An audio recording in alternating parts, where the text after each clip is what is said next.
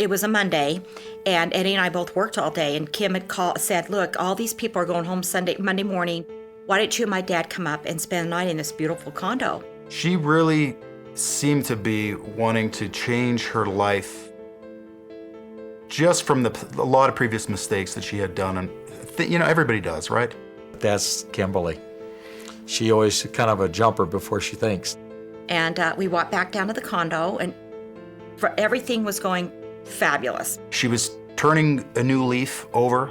And from the standpoint of her coming to Park City, it was like her reconnecting with her dad at the time.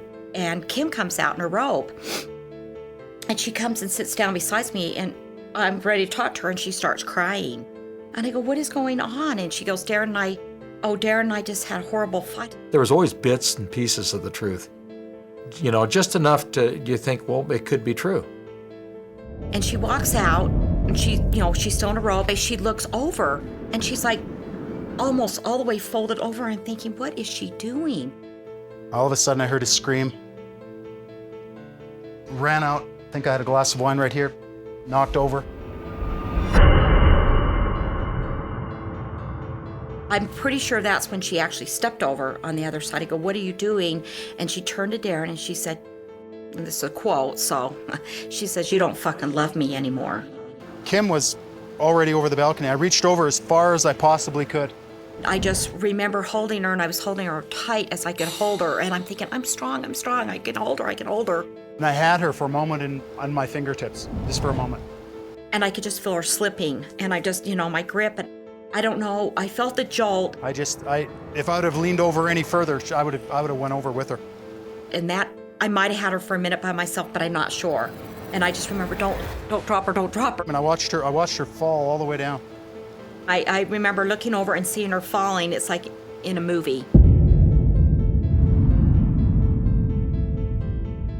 I think I'm dreaming, but I hear this yelling or something, and I'm trying to wake up, and am I dreaming this? And he says, oh my God, what's happening? And I was really numb. I couldn't move.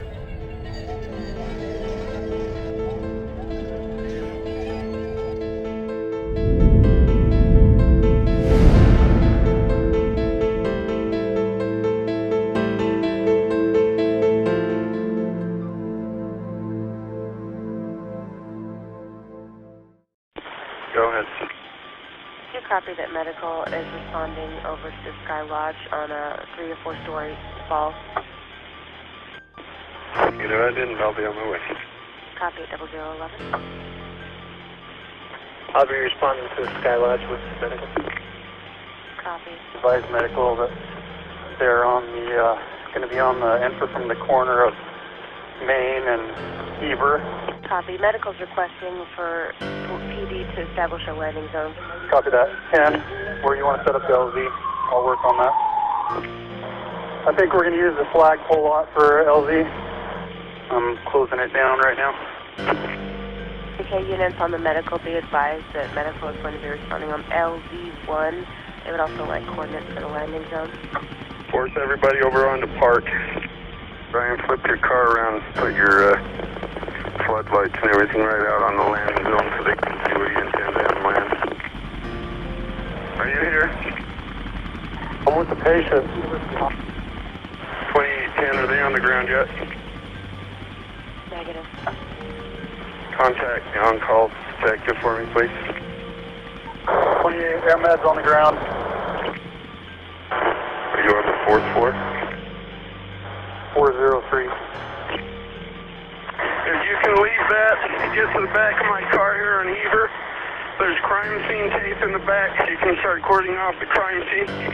They're going to treat her in the ambulance for a minute, and then they'll be out there, Brian. We're in room 403, and I don't want to walk around too much up in here. You're good. Go back in. Thanks. Shine your flashlight out the balcony so the fire department can see how far the fall is. Transporting the family members down to the U. 2 males and 1 female adult. I'll never forget it, something like that. The phone rang. Sherry was on the other end, just in tears. I couldn't understand what was going on. It was an unusual flight, it's one of the events that you remember, just wasn't your run-of-the-mill type call. I listened to her breath sounds, and I could tell that she had a decreased mental status, so I knew at that moment that we needed to place a breathing tube down her throat. She was having a hard time breathing. She was having a hard time maintaining her airway. If she were to throw up, there was no way that she would be able to clear her airway and keep that vomit from getting down into her lungs. And then when she told me exactly what happened, she kept saying, is she gonna die? I said, I don't know that. What was kind of some of the verbiage that the medical crew gave you, having lost my wife myself? I'll never forget. It's a grave situation. Just looking at her, you could tell that she was gravely injured. We only had probably a 15-minute flight time to the University of Utah. And during that 15 minutes, we made sure that we had our IVs secured, her vital signs were stable, that we were giving her plenty of pain medication and keeping her sedated since she had a breathing tube down her at this point. They take us up to the hospital. I'm insisting on it because I don't know if my daughter's going to survive the medevac flight.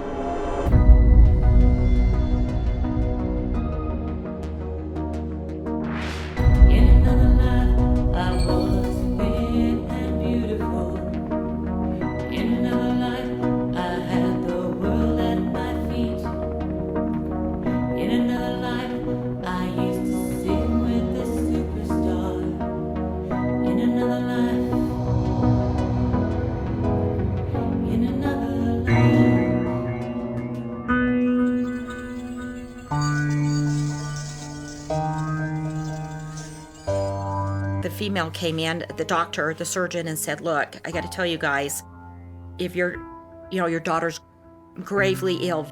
Your daughter has a very serious brain injury, and she's in a coma, of course. And what do you want to do? And I said, what do you mean, what do I want to do? Here's your options. I'm going to operate her on her if you want me to, but I got to tell you, if she was any older, I would just tell you to let her go. Well, no, what should I do? Is she gonna, what are you saying? Is she gonna be vegetated? Is she, I don't know. And it's so frustrating, to ask the physicians, the trauma surgeons, what's the outcome? And I don't know, because they don't know with head injuries like that, and it's so acutely like that. They could go either way. And Eddie goes, well, I want you to do the operation. Yeah, please try to save my daughter.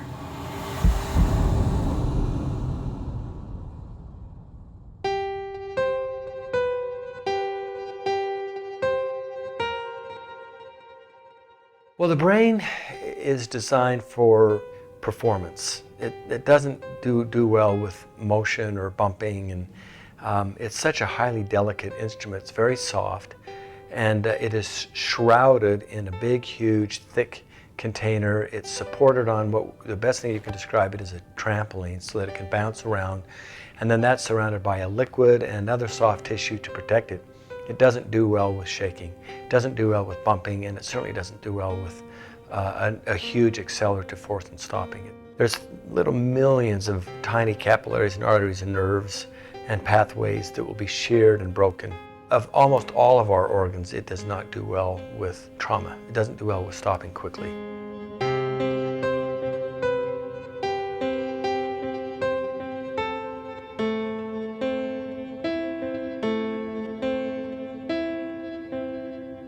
The two things that matter are how you land and, more importantly, how quickly you stop. Everybody has traveled 90 miles an hour at some point in their life, and they're alive and they're not injured because they stopped slowly. But if you travel 90 miles an hour to the side of a brick wall and stop suddenly, then your body's not going to handle those accelerative forces.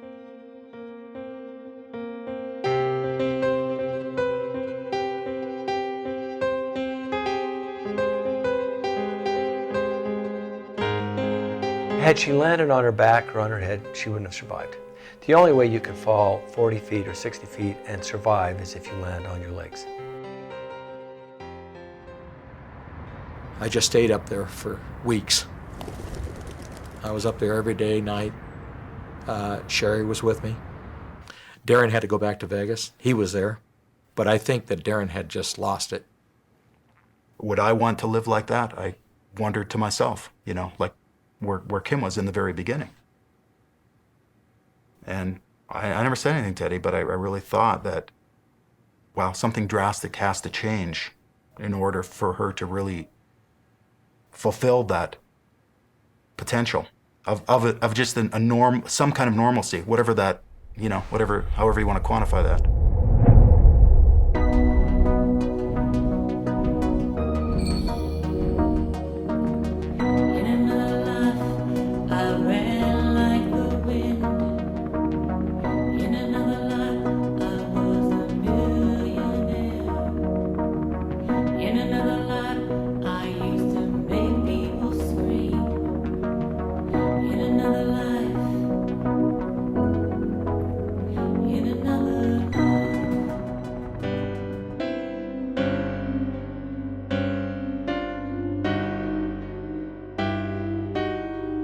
And, after I met Sherry and I left my ex-wife and came to Utah, my ex-wife believed in her mind, and with the guidance of the pastor, that my adultery is what caused, God was angry at me, basically. And my daughter, this was part of my punishment. I was very angry. I'm just thinking it's not God's will. I think if it was God's will, he would have taken her, in my opinion, would have taken her that night. I and her brother and sister all thought it was a good idea to pull the plug at the time because she just looked horrendous. You can imagine her, she was a beautiful, beautiful, vibrant person, and she was just unrecognizable when I saw her. When they came here actually to tell the doctors they wanted to pull the plug on her. I fought it. I think that's probably where he felt probably the guiltiest was because I was screaming at him that night when I got the call, from him, and it was just a terrible nightmare. And I said, it's not your fault what Kim did, Ed. That part is not your fault, and I'm sorry that I ever even said that to you. I am tremendously sorry that I told him that. But that's really how I felt at the time. I really did. I really felt anger and thought if he hadn't been there, if he hadn't cheated, that this never would have happened. I'm glad it wasn't my decision to pull it one way or another. To me, it was Eddie's. And Eddie, we kept her alive. And when they came up here, I was really surprised because she had so much progression. And, they didn't see what we saw from day one. It was slow, but it was progressing towards positive. I know that they were really the nurses were telling me that she wasn't going to recover mentally. She would be in a vegetated state, no telling how far she was going to come. She's never going to walk. They weren't even sure she was going to wake up. Kim was a very, very active person. I heard so much negativity, I couldn't believe it. And I had to deal with that on top of everything. I had to fight against that. I wasn't going to, I seen her move her fingers. Even if it was just one finger, I saw it. I never discussed with Eddie that of ever terminating her life. I know a lot of people did. Doctors, members of his own family said, just pull the plug. Well, my ex-wife's telling me, she goes, the pastor prophesied the death of Kim, and that everything you do, Ed, is going to fail until you get right with God. I really did feel that way, but I was wrong. I just jumped to the wrong conclusion. Didn't know Kim's history in that because she'd never done that when she lived at home with us, and I just didn't realize. I guess out of guilt, I was determined to help my daughter come back. That was my only goal, was to save my daughter, to bring her back and try to give her as much quality of life as I could, and that meant standing there and even looking at just a blink. Oh, I felt terribly guilty because Ed had such hopes that she was going to be perfectly fine. She was going to get up and walk, and she could do anything. The last time I went and saw her, she was in and out sort of that coma stage, And he said, "Well, she's fine." And he lifted her hand and waved her hand, and said, "See, she knows who you are." She didn't know who I was. He wished it so much. Maybe I was making it up in my head, I don't know. But I did not want to lose my daughter because of my sins.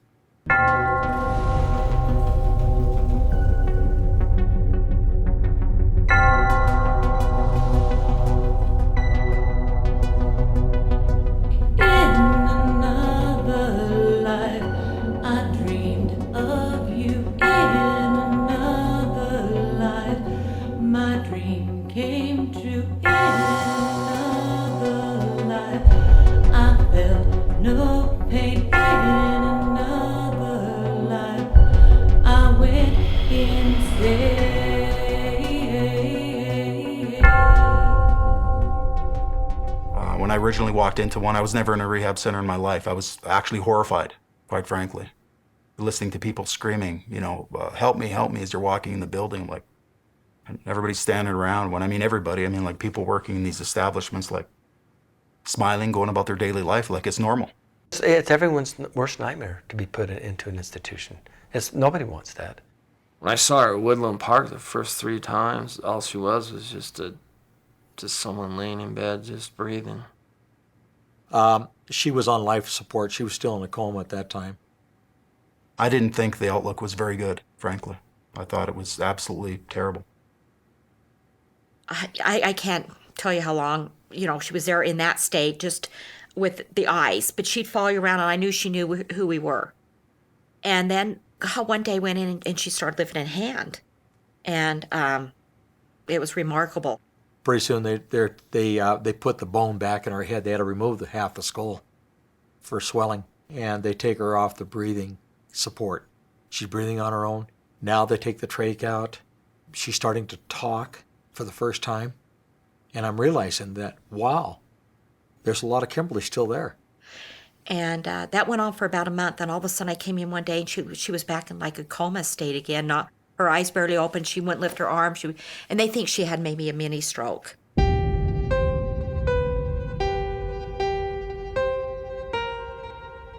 At the time, she was able to respond to some simple commands, like if you asked her to look up at the clock, she would look up at the clock, but couldn't really communicate in any meaningful way. I said, Kimberly isn't really, mentally, she's not really responding. Is there anything at all that you know of that we can do? I said, hey, I want to tell you about something that I think might be helpful here. I don't know for sure what it'll do, but I think you ought to at least take a look at it. And so I started to tell him about it. I actually got chills while I was talking to him about it. When we're talking about what hyperbarics does in strokes and in brain injuries, we know that there are parts of the brain that are dead and that will never come back. But there's a zone around that we call a penumbra, but it's a zone of cells that are not dead, but they're not functioning the way they normally would.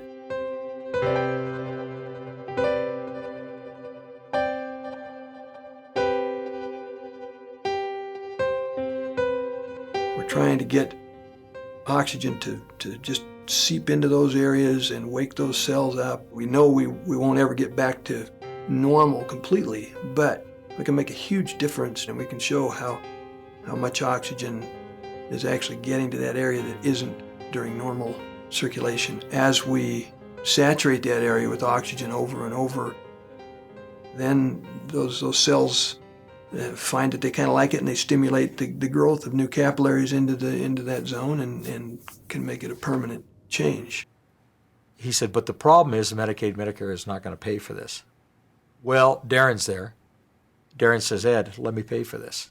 Knowing Eddie after I met him and Sherry, what we all went through as a group, and what Kim obviously, what happened to her, I just felt there needed to be some support. I don't think there are any coincidences in life, and it so happens that the day I met Kim, it was a Saturday. I was in there doing catch-up work. I'm not normally there on a Saturday morning. When she came out of that, she started moving her arm, lifting her arm, moving her legs. To me, that was just a confirmation of the fact that that was the right thing to do, and that that this was something that the universe or God or whoever felt that Kim would benefit from, and made that all happen. Even moving her left arm, which is with her type of brain injury, her left side suffers. She was moving it. She was starting to talk clearly. When I saw her, when she started making some progression, I was shocked that was the same person. I firmly believe that we doctors take a lot more credit for what happens than what we deserve. There are a few things that we make a difference in, but for the most part, we just sort of oversee what the body and the good Lord does, and then we take the credit.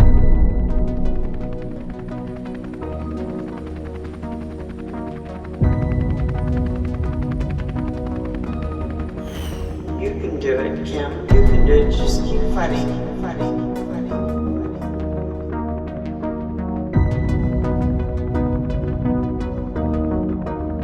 If you want to go home, then you're just going to keep on fighting. You can do it, Kim. You can do it. You can do it. You can do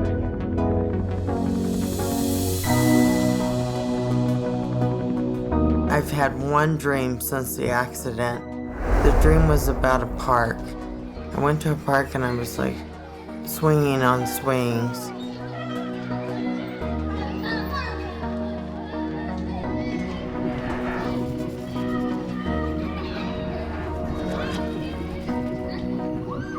And my kids were on the swing set too.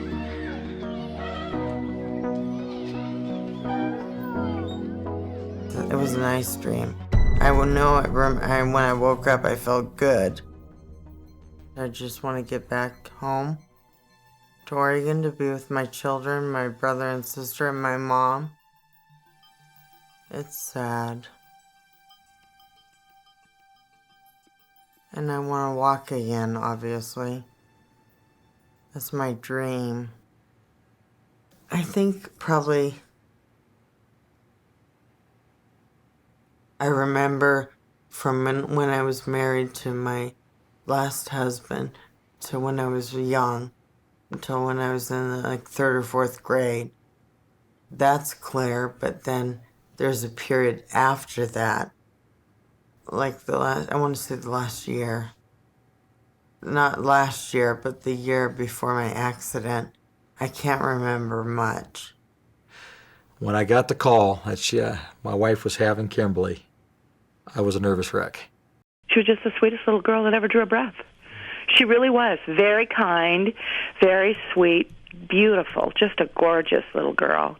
I really didn't know what I was going to do as a father. I didn't have much of a job at that time. I was in the Army, and, the pay grade, it wasn't that great. When I met him, he had 2 black eyes, and he was home on leave from the service. The day that I met him was the day that they walked on the moon. I thought he looked like he needed somebody. I came from a very dysfunctional family, so there really, as far as structure and guidance, there wasn't any. A mutual friend who introduced me and said, I'm going to let you meet this guy, but he's a jerk. Just stay away from him. My wife was 17. I was, like I said, 19. And she thought I was, I was the guy. I was going to make everything okay. I guess because I was so young and foolish, to me that was, okay, I probably will like him, And she was a great woman. Cindy was great support. She gave me, she showed me that she cared, where I never felt that in our home. And I was really attracted to that. That she disowned her own family to support me. I met Kim approximately 4 years ago. I met her in Lake Las Vegas at a little wine festival. At first it was just the contact, the eye contact, and we just connected just like that. We were on the same page. We were wanting to travel, wanting to do a lot of great things together and just enjoy life. And, it was heading in a really good direction. She had so much happening at the time, like in a positive direction. She was in a transitional period. But she was definitely on the right track, and she had a lot to live for, her kids and family and reconnecting with her dad and our relationship, clearly. It's headed in a good direction. I met Eddie 5 years ago in Vegas, and I walked by at the table where Eddie was playing. I go, Mom, I think I want to play 3-card while we're waiting for the show. And she went and played pennies, and I sat down, and the rest is history. The first time I met her, I thought, oh, she was just so tiny and cute, and she was very loving, and she was very sweet to me and, welcomed me. And I was happy that, there were some issues with Eddie coming here, obviously, to be with me, and Kim was, she gave me a chance.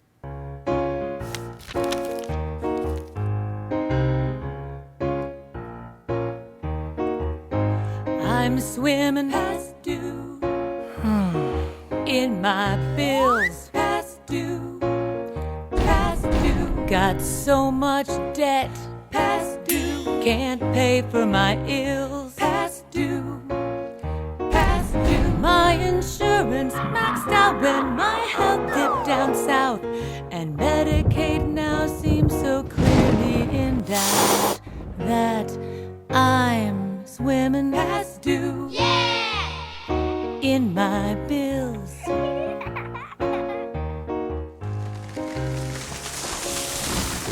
It's just overwhelming. I don't even know where to start. Her insurance just, once her premiums weren't paid and they expired, they cut the insurance right off. I'll tell you what, Kim had a policy of something in the area of a couple $1 million. That was since chewed up long time ago. I mean, I think in the first 6 months. We're talking, do you mind if I pick this up? I'm going to spread these out. And right here, this is only the ones that I hadn't sent back. And then they couldn't wait to get rid of her because, cumulative bills, it was insane. Either Medicaid or Medicare has to step in and pick up the lapse between insurances, or they just don't go, she has to file bankruptcy. Most people that are in a long-term care facility can't afford, or their insurance does run out. And what happens is you end up on Medicare or Medicaid. And Medicare, Medicaid, the government system was set up as an indemnification program to protect us, but it was never set up to pay for everything at 100%. Just one person. You don't have any idea on an accident like this, and it's just one person. The average American does not know that between themselves and their employer, or themselves and the government, because the employers and the government are the only two things that provide health care, they do not realize that right now the average per capita, nearly $10,000 per human being for health care in America today. And it's just one person. We're not talking across the United States. The bills.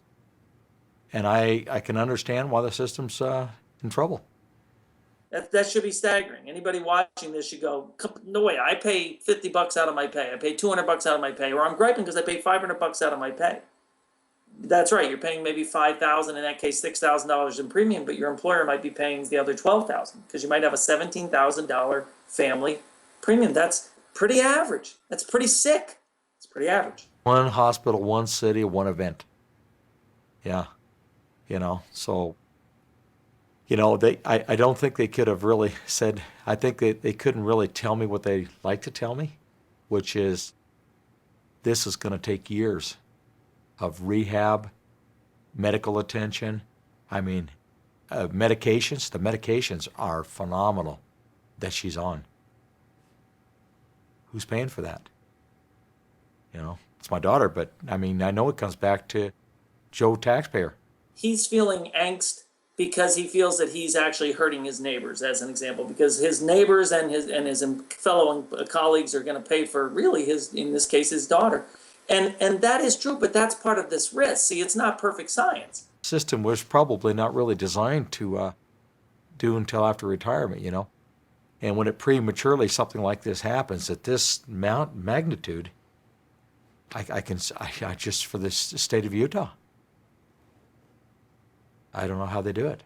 We as a nation, 317 million people, are doing our best to project what the risk is going to be, and we're all going to pay a share, right? And hope that we never have to use it. And if I don't have to use it, my hope is it goes to him and his daughter, because unfortunately, in their case, they need it. And what's a life worth? That's what it comes down to. And, you know, I know I'm not alone in this, because that trauma ward had a lot of people that night in there. I might need it next year. I could come down with a catastrophic cancer claim, and my coverage ends at a certain my liability, and it's going to fall on the state or the. Well, then I hope you can help me. I mean, isn't that part of what we're supposed to do?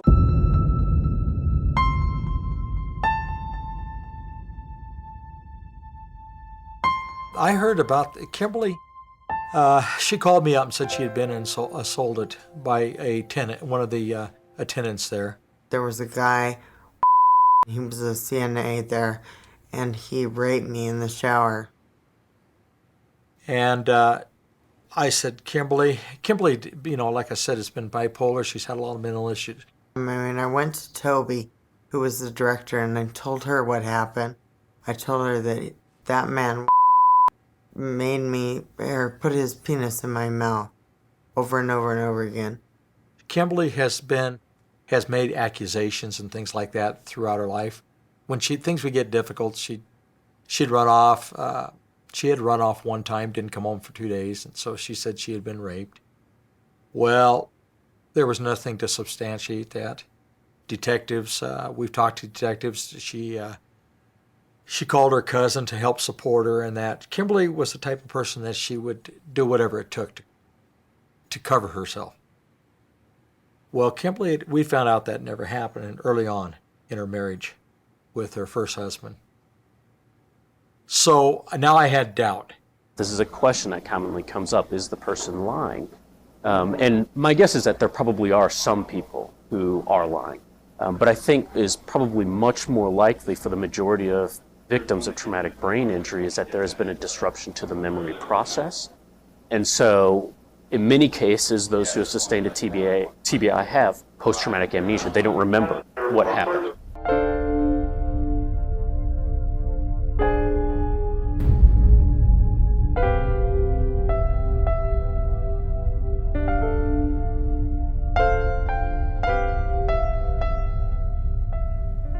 Non-true or true, I don't know.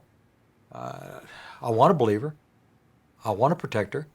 They never questioned me or anything. I should have asked for, demanded the police, but I didn't think of it. There was something wrong with my head. I don't know, falling 60 feet does that to you.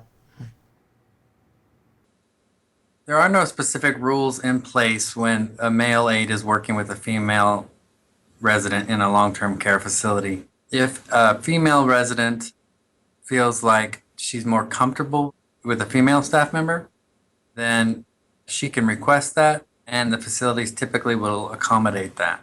I mean, my daughter, you know, at that point was putting on a lot of weight, and it takes a man to lift her in and out of the shower. Women can't do it. If you have a heavier resident who requires more assistance, male or female, it's going to be the person who's going to be able to help the resident without injuring the resident and without injuring themselves.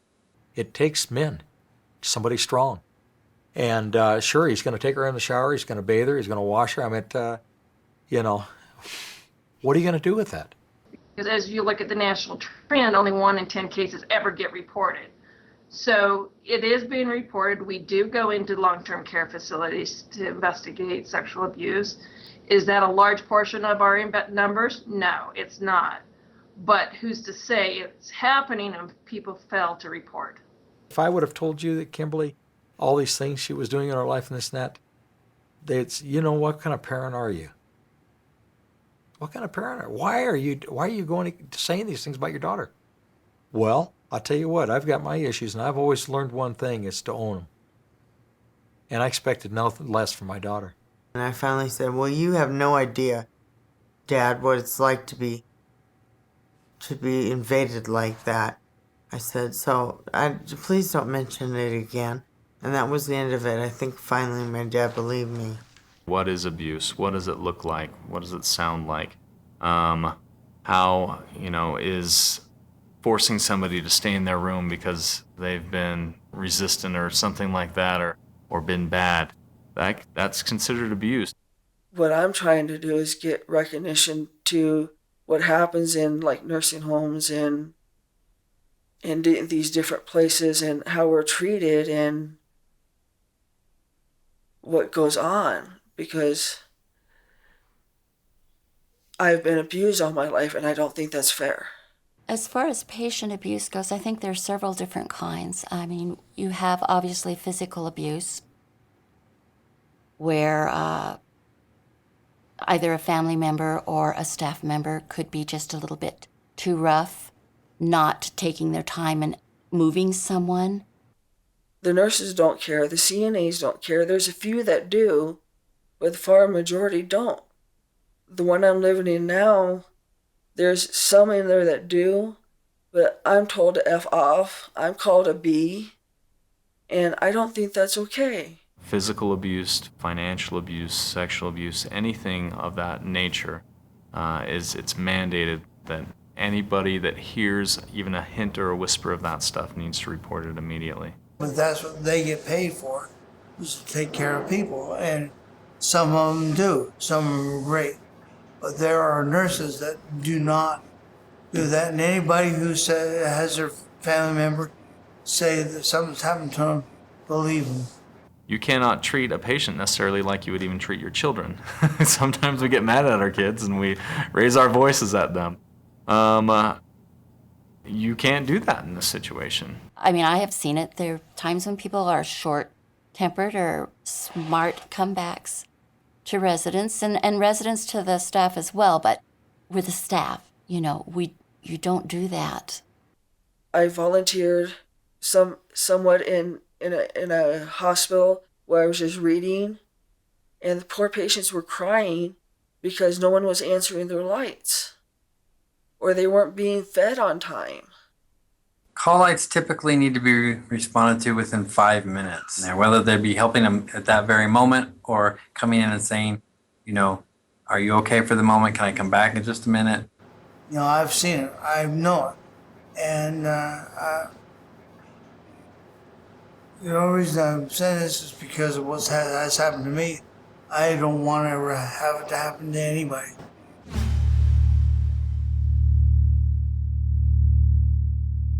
Kimberly did this. This is after Kimberly was able to communicate. She was really starting to respond and talking well. She had to go up to the U for some physical therapy. They kept her there for about 2 weeks. The doctor, meanwhile, was looking at hip replacement. She tells them that when it's time to go back to Woodland Park, I'm not going. Woodland Park was a negative place. It had a lot of bad people, so I felt like I needed to leave because people there were really sick, a lot sicker than I was. They sent her to Canyon Rim, so I go over there. Kim's there. They got to buzz me in. I mean, it takes them 15 minutes to unlock the door, let me in. And that was a nightmare. I mean, I was left in my filthy briefs, sometimes for an hour or so at a time. I'd ask for water, couldn't have it. I didn't like it. It's old, it's dingy. You have to go down an elevator down to a kind of a dark basement. That's where they eat. There's another room where they physical therapy takes place. I feel it's kind of limited. Saying, Kimberly, what did you do? I do recall the first meeting. I came in, she was laying in their bed in the room. All the other staff were just complaining about her. I can tell that I irritate people on occasion because they'd rather I just shut up and just go with the flow. But it's kind of hard when it's your body.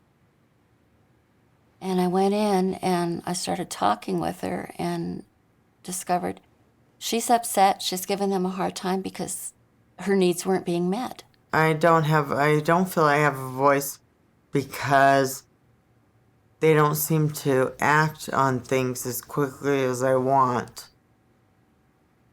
At that point, it was emotional needs. She was new to the facility. She wasn't comfortable. She was scared. And no one had the time or was able to take the time to sit and get to know who she was, what was going on. Often I will see a patient that nursing home says we can't tolerate them, they're the worst patient in the world. And then of course I go to different nursing homes and I see that patient in a different nursing home. And it's like, are you still the same patient? A good nurse has to know what they're doing clinically. They have to be able to look at a patient and assess them from a clinical standpoint and see whether or not things are going right physically with that patient. And the way they treat them and interact with them changes that person completely, their behavior and their progression in their illness. And studies have shown that one of the biggest impacts on quality of care is just the pure number of hours that a nurse is able to give. So I think it's really true, the love and how they approach a patient makes a gigantic difference in how they recover. There are not enough funds to be able to give the care that the residents deserve. There are not enough funds available for their social activities, not enough funds for appropriate staffing. The government, whether it's Medicare or Medicaid or some other insurance, they don't pay us enough to have one-on-one, sit down and have 3-hour-long conversations with people. The government barely gives us money to survive on. You're giving your whole Social Security check to the nursing home, and you're barely given $45 to live on a month. I mean, can you live on $45 a month? I can think of 2 residents right now that I go in and I cut their hair for them so they don't have to pay the beautician or a barber to cut it. That's, $10, $15. That impacts them greatly. If you do arts and crafts that are above and beyond what the facility does, let's say you're a painter, $45 is not going to go very far. It's not a large amount of money, but that's a federal guideline that we're going off of. So things will have to change federally in order for that amount to change. And by the nature of mixing the populations of the residents, their care is compromised. You have a 40-year-old individual in a facility where everybody's 80 and 90, that's going to make it all the harder for them. They're complex patients that can change from being perfectly healthy that morning to a disaster that evening. And that's the problem that makes it very hard for both the staff and for myself is this transition. And that's why they're called nursing homes. They're not doctor homes. Doctors come in and check on the patients once in a while. It's the nurses and the eyes that are seeing the patients daily that you have to rely on to take care of these type of patients, but they're complex. And I actually had somebody, when I was trying to wash myself, they said, why don't you just keep your hands to yourself? I have 13 other showers to do today, so we don't have time for you to do it yourself. And I'm like, all I want to do is relearn how to do it. And I know that takes time when you're like this, but they just were not encouraging me.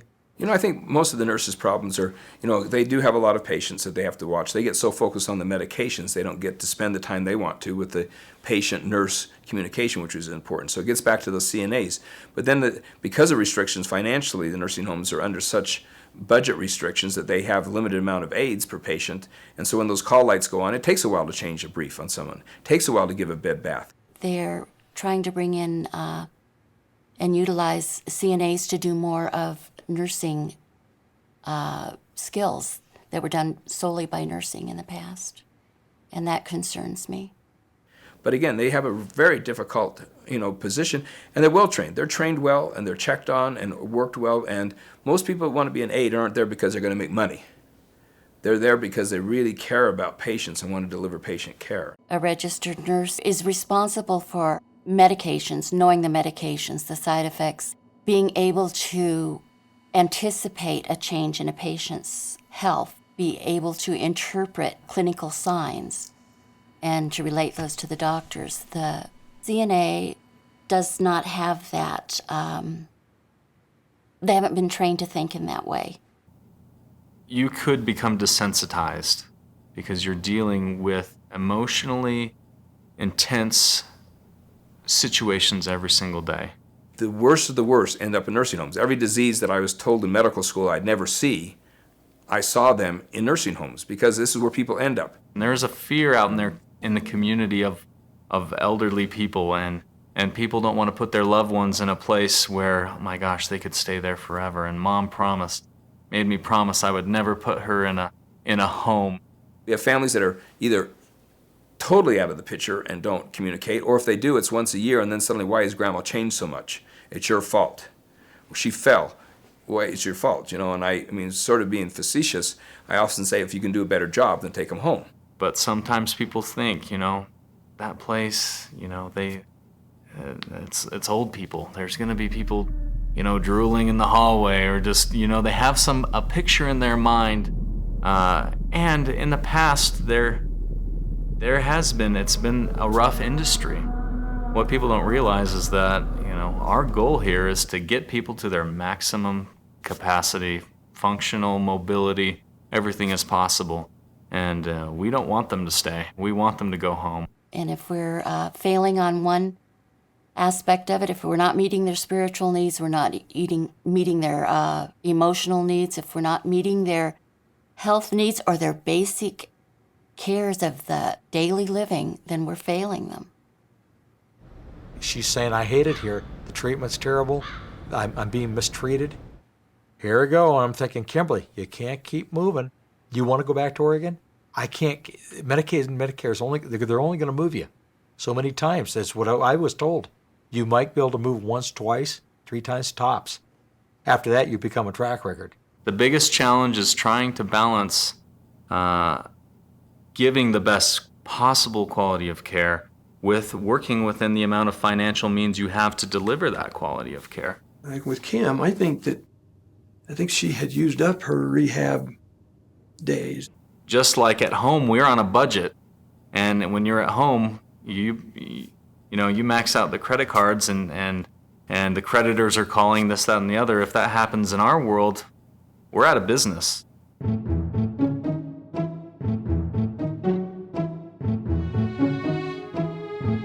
So I'm thinking to myself, how can I create or build or make something that I can put my daughter in and help her to help herself walk?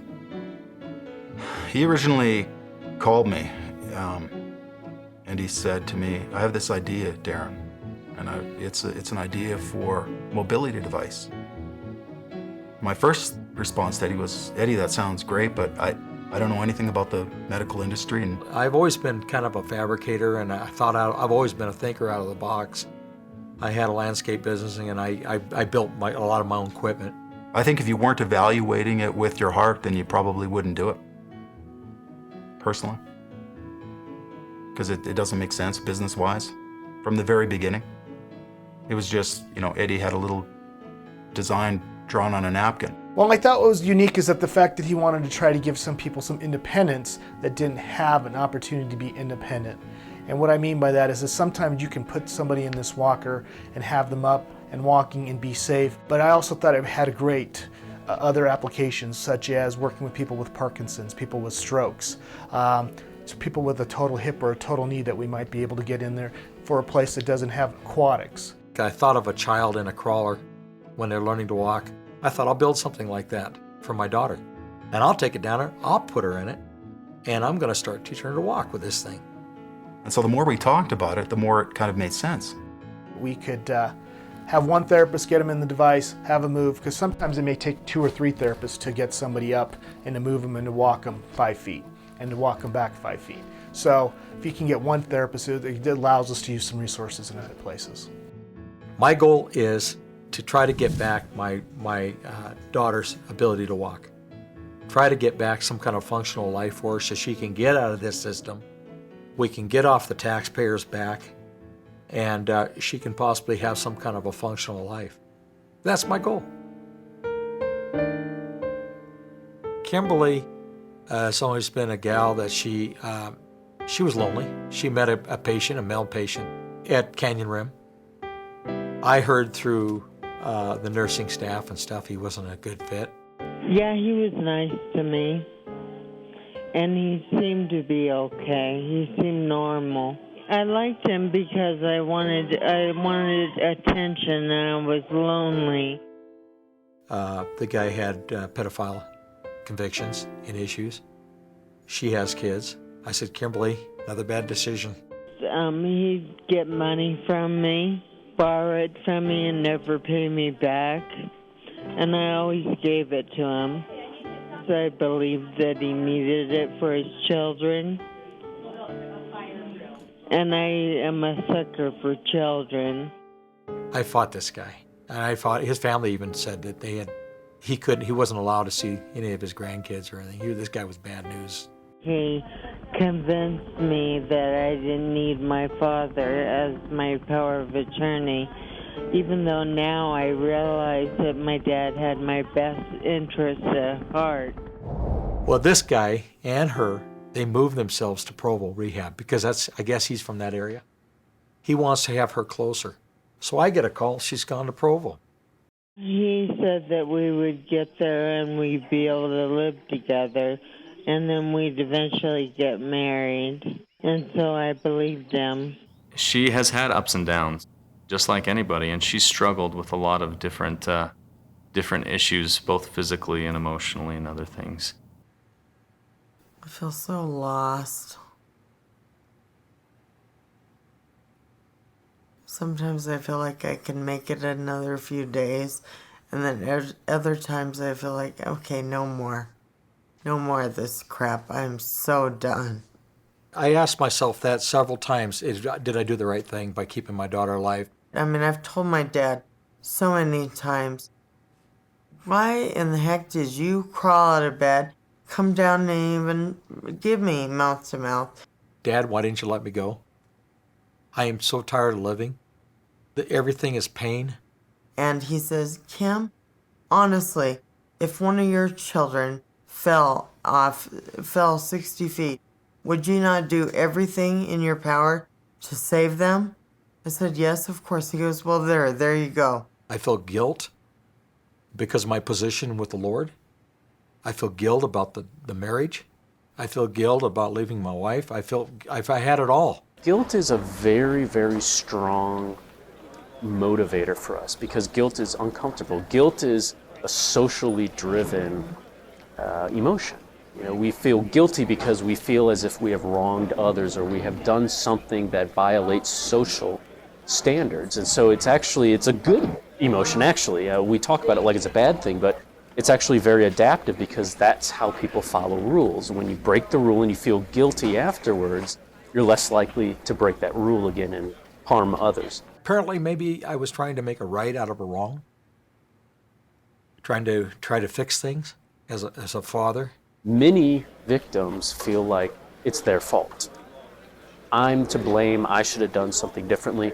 You'll see caregivers who will maybe say, well, I should have, if only I had made that phone call, if only I had changed some small little detail, this all could have been prevented.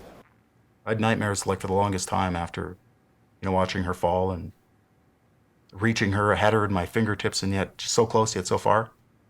I beat myself up for the longest time. What if I was there just a step sooner, right? I could have grabbed her. I could have, saved her. The hardest part, because I don't want to relive it, and I don't want to relive the part of holding on to her and not being able to keep her. I felt responsible, Maybe if they knew a little more about Cam's background, maybe things could have been different. I just don't know. I don't know. I'd rather carry their pain for them. And the reality and what we have to do in working with these individuals is help them understand that didn't happen. You're right, we can Monday morning quarterback, and we could do this in all aspects of our life. Go back and say, if only I had said one thing differently, maybe the outcome would have been differently. But that's not how life works. I feel like the head injury must have been worse than I thought, or worse than I originally felt. And that maybe I wasn't really raped, or maybe things aren't the way that I think they are. So I doubt myself.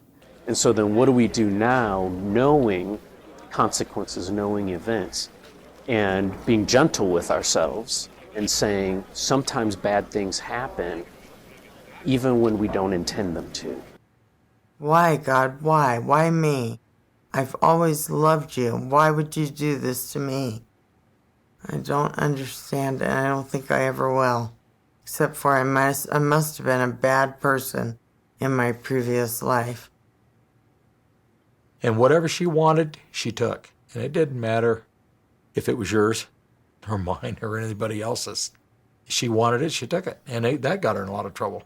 I think maybe when she became a teenager, like 15 or 16 years old, and I look back on it, I think of some of the lies and things that she told me, and she became selfish, and certainly she led the same kind of life her dad did. And she always would make excuses, why she did it. Even if we had all the information, said, Kimberly, you did this or you did that, she would deny it. And so it caused a lot of conflict. As a clinician, I'm the only one who maybe believes them, right? At least that's what they perceive. My perspective as a clinician is, it's not that I believe them or that I don't believe them, it's just that I'm not going to express doubt because I know that's going to interfere with their recovery.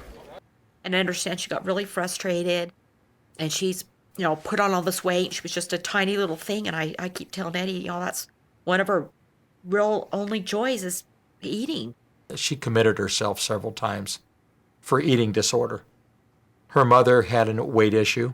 I relied on food because it became comfort to me when I didn't get it from my husband and from my daughter. And honestly, my mom didn't like me very much. She was jealous of me a lot because I was thin. She started throwing up when she was about the end of the second marriage that she had. Yeah, and she became thinner and thinner, and we became concerned about it. And I think when I came out to Park City, she thought I was favoring my father and saying, "It's okay, Dad, it's all right." I mean, my mom, one thing she always said is, "You're just like your dad, look at you." I just think Jesus has the final say. God has the final say on everything. But I don't think that he was punishing Ed, or that I don't know, because I'm not God, but I don't believe that. I just don't believe it. I think it was just an accident, a real accident, in that she really didn't mean to do it, but it happened, and she cried wolf too many times. You can't erase events and experiences from your life, but what we have to do is help teach people on how to integrate them and synthesize them into a new identity. And when I work particularly with trauma victims and their caregivers, how do we become better people because of the bad thing that has happened to us? How do we grow as a result of adversity?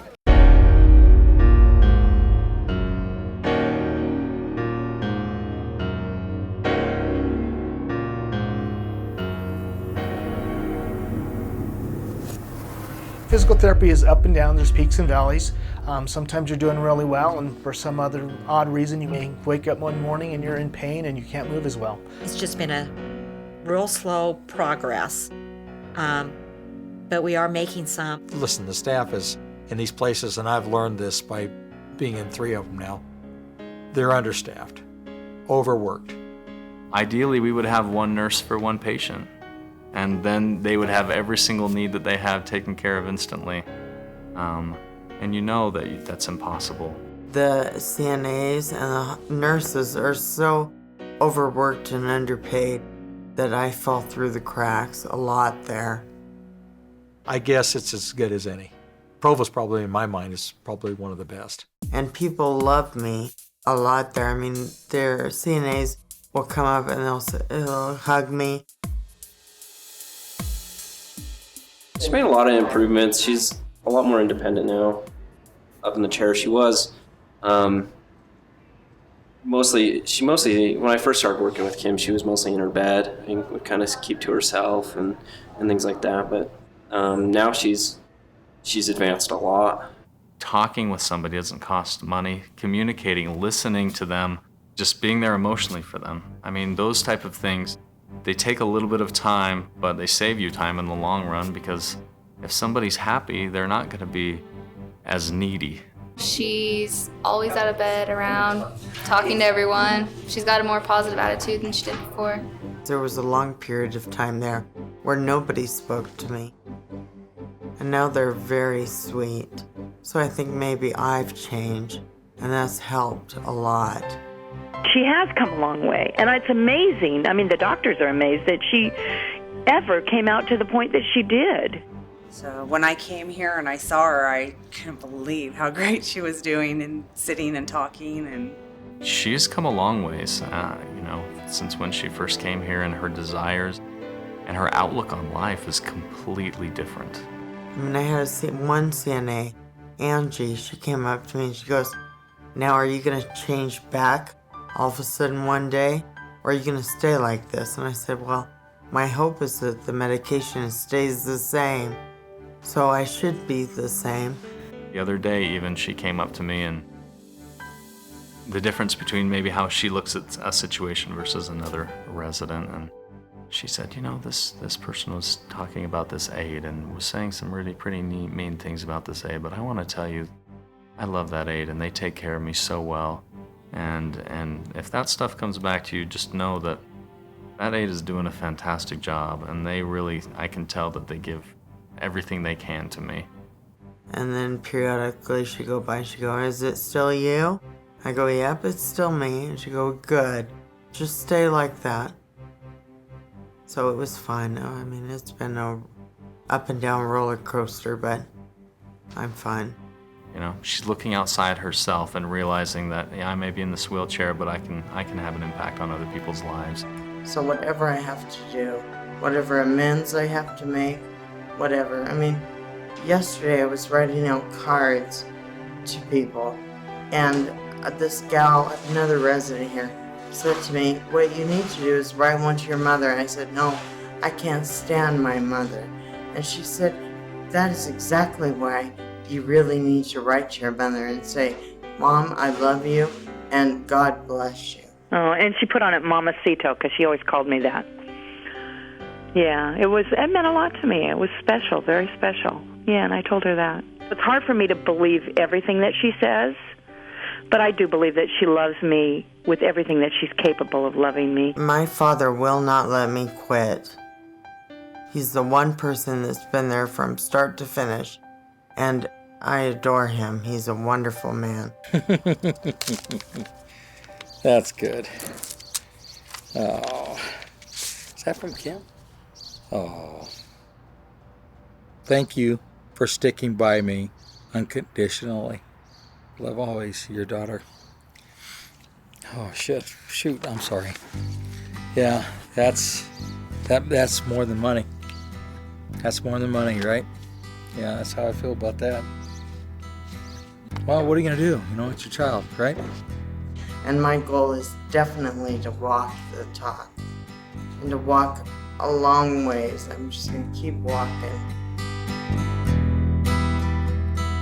You may not hear me, but I'm still here, right before your face, so it's so crystal clear.